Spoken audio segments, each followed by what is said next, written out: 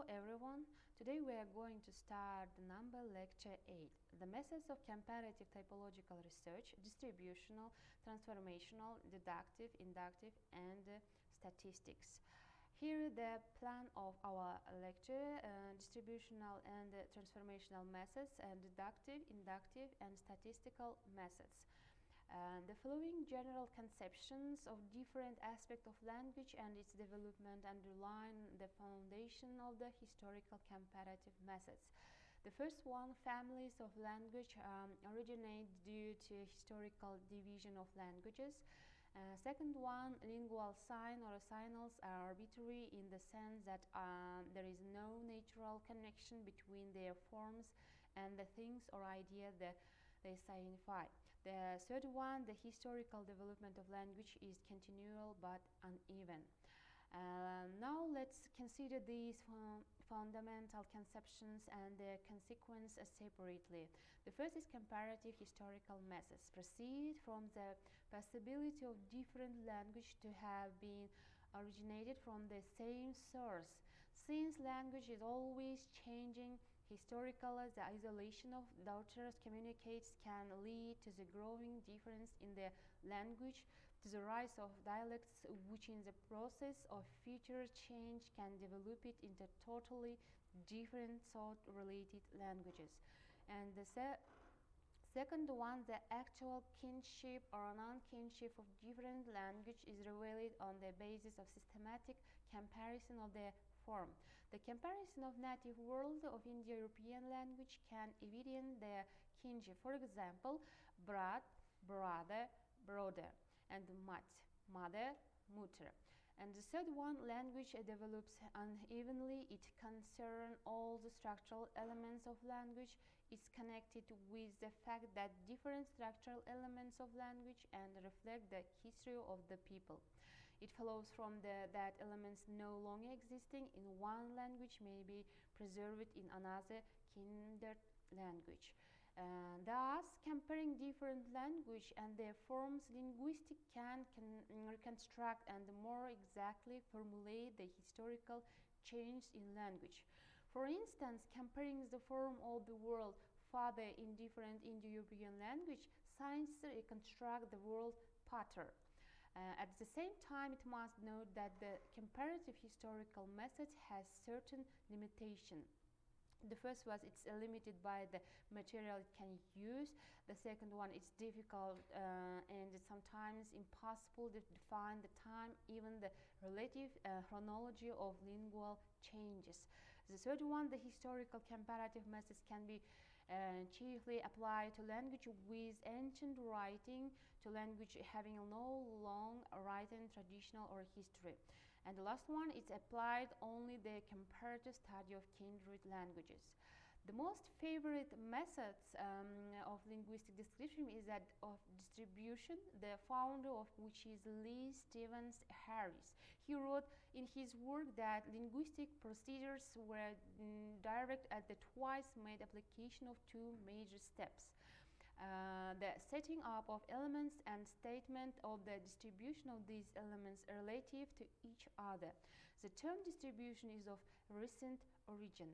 The differences between the distributional and the structural approaches is that the former didn't rely on these methods. And the modern linguists have another methods of investigation which developed by Noam Chomsky. It has become the transformational generative methods. According to it, sentences have a surface and a deep structure. The surface structure is more complicated, based on one more underlying abstract simple structure. It's based on syntactic, semantic, phonological parts. The first one, comparative typological research, involves systematically comparing language to identify similarities and universal patterns. Next, several methods are employed to analyze linguistic features, each suited to different aspects of study. Here is the following examples: distributional, transformational, deductive, inductive, and statistical methods. The first one, distributional method.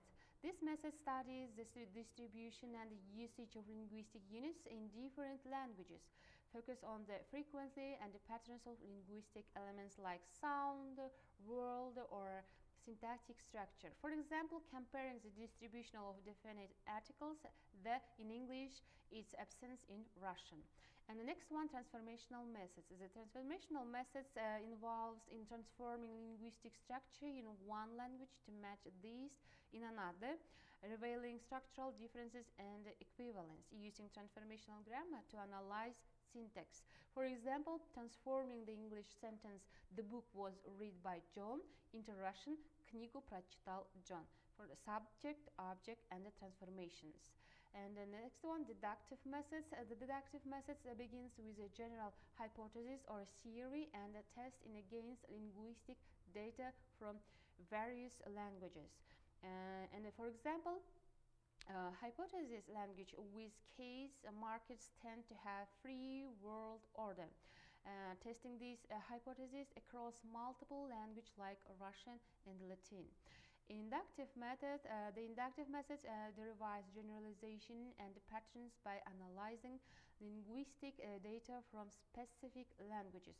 Bottom-up approach starts with specific observation and forms general principles.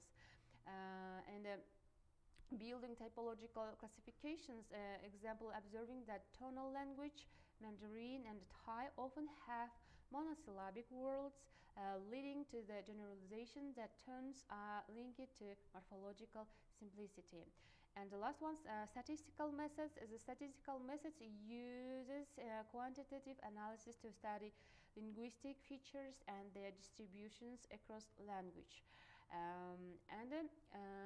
In conclusion, I want to say that analyzing groups to determining the percentage of language that use subject, verb, object, subject, verb, or verb, subject, object, world orders globally.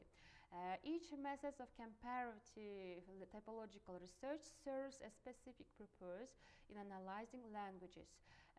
While the distributional and statistical methods focus on measurable data, the transformational, deductive, and inductive methods explore deeper structural relationship and theoretical implications. Combining these methods enable a comprehensive understanding of linguistic diversity and universals. Thank you for your attention. See you soon.